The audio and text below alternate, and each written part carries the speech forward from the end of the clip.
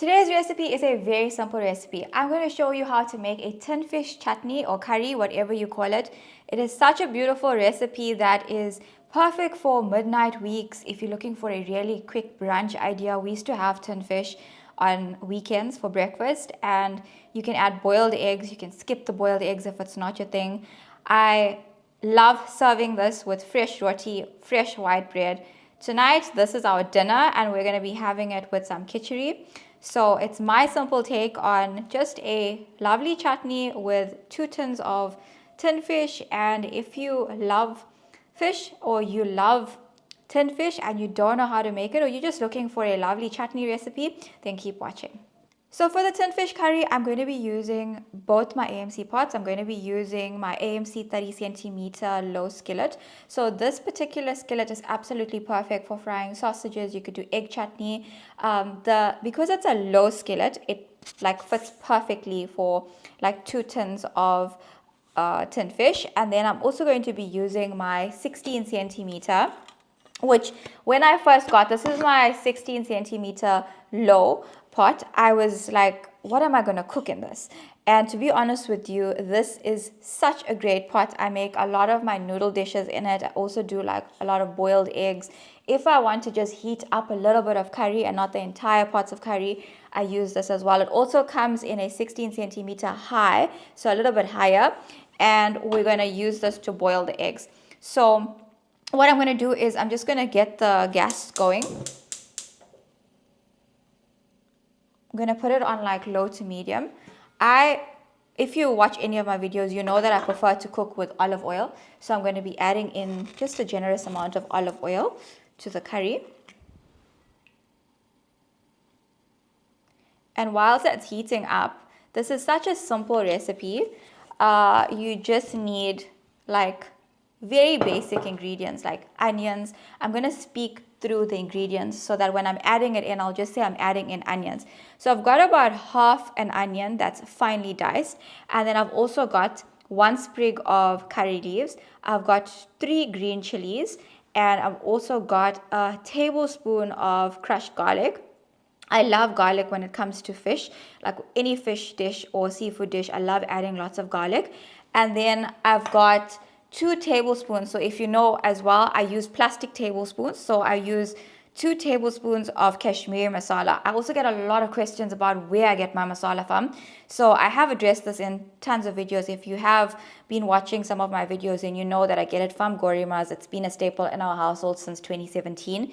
And yeah, this is 2 tablespoons, plastic tablespoons of the Kashmiri special mix masala. And then I also got some turmeric, so half a teaspoon of turmeric.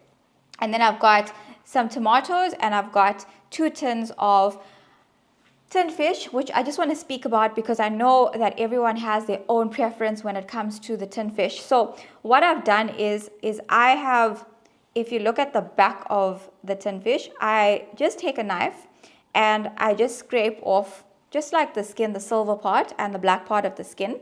The other thing that I do is I split it, and then I remove the center bone in the middle. So the bone that's in the middle, I just remove it, and then I just wash it. Just give it a light wash. Now, this is completely optional. When I say completely optional, I mean completely optional because there's always a debate, especially on social media.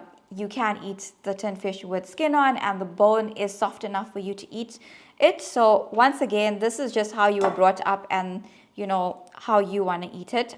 There's a lot of people that will discuss it further, but this is how I was brought up. So I'm going to add in my onions as the pot is heating up.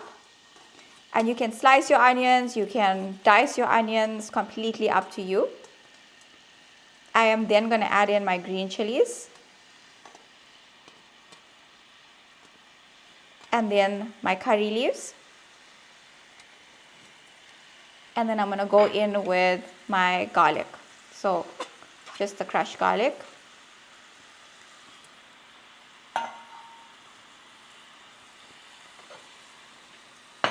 Just going to give my hands a quick wash.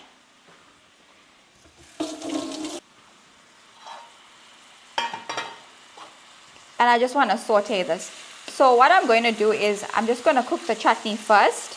And as the chutney is cooking, I'm going to add some water into my 16 centimeter AMC pot, and then I'm going to start boiling the eggs. And you can add as many eggs as you would like. This is just a little bit too high. And the great thing about onions, like when you're cooking them and they are finely diced, they cook really quickly. So I will just pop on the lid just so I can speak through this pot. When I was growing up, tinfish was actually something that we ate for weekend breakfasts. So like on a Sunday morning, or like maybe like as an afternoon snack, my granny would always make like a lovely tinfish chutney. And as I got older and I moved into my own home, it's not something we eat like often, but I love it. We don't eat it as often as I like because it takes some time to clean. Like it took me some time to clean 2 tins, and this particular meal would feed about 4 people. And when the onions are done cooking, which is why I said if you dice it up really fine, if you are looking for a quick and easy meal to make and your tin fish is already, or if you're using like maybe tin salmon, if you are using tin salmon, then you can just add in your spices very quickly, because as you can see, it's already starting to caramelize. The only spices we are adding is turmeric and masala, because we're basically essentially just making a chutney.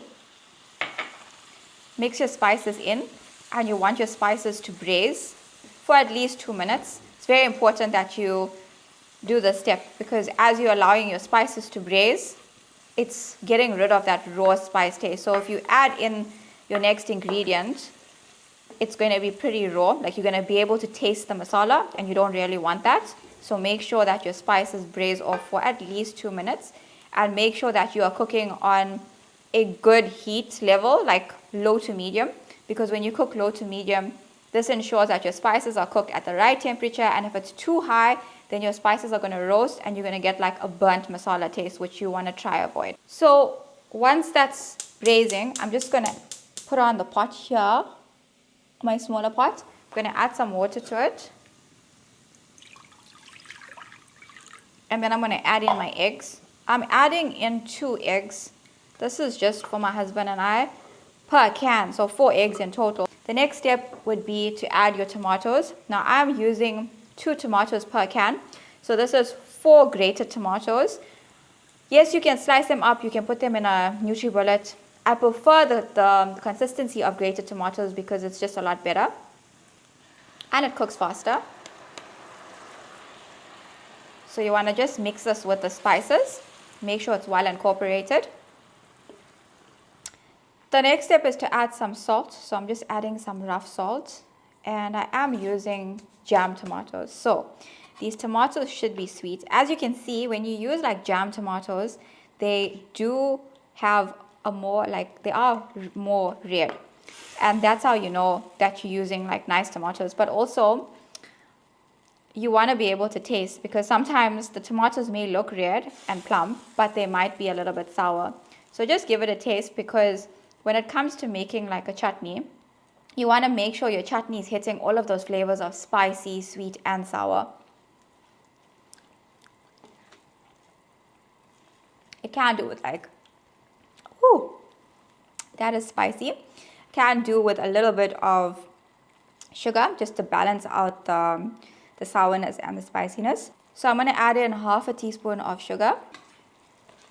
Give that a mix, and then what you want to do is you want to allow this to cook. So you want to pop the lid on. You just want to allow this to cook for about 10 minutes on like low to medium heat. The lower the heat, the better, because then it simmers and it cooks really nicely. If it's on too high, the chutney is going to dry up and you're not going to have much chutney. And then you're going to probably have to add water, and it's going to dilute the taste of the chutney. So pop on the lid on low heat, simmer this for about 10 minutes, and then we're going to add the tin fish. 10 minutes, chutney should be good. As you can see, it's bubbling. And if you do like a drawback, that's how it should be. You're looking for a lot of the water to evaporate. It's still going to cook down further, but if you're not sure and you're making chutney for the very first time, let's say you want to put like eggs in here, then just give it a taste. And if it does feel like very tangy and you feel like it needs to cook out more, then you can do like maybe an extra 5 minutes. Just depends on the level that you're cooking. Now we're going to add in the tin fish, the clean tin fish. So just be a bit gentle here because you don't want the tin fish to break. So I'm just going to scatter it everywhere. And like I said, this is on very low to medium heat. And I don't want like mush, if that makes sense.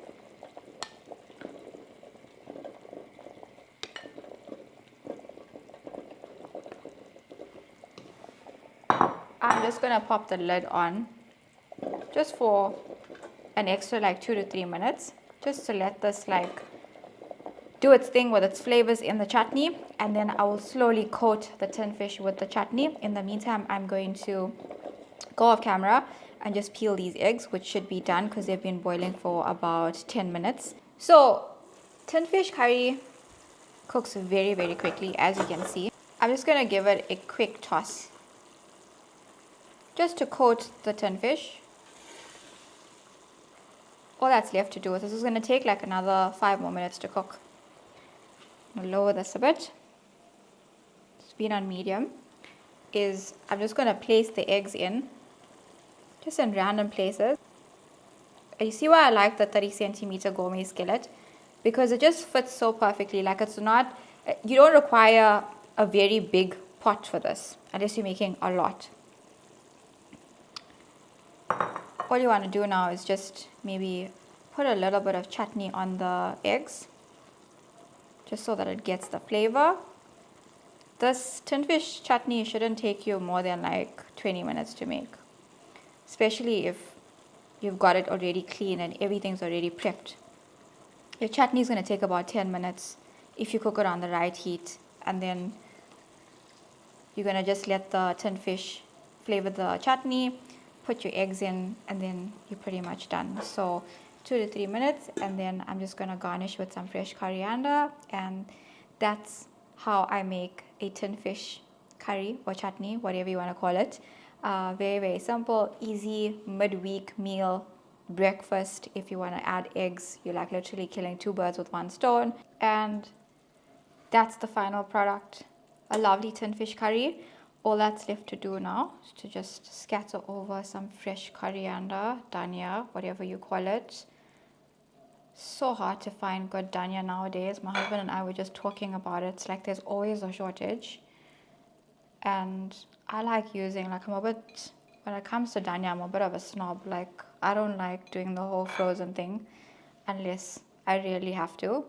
Like when we lived in Joburg, then sometimes I would.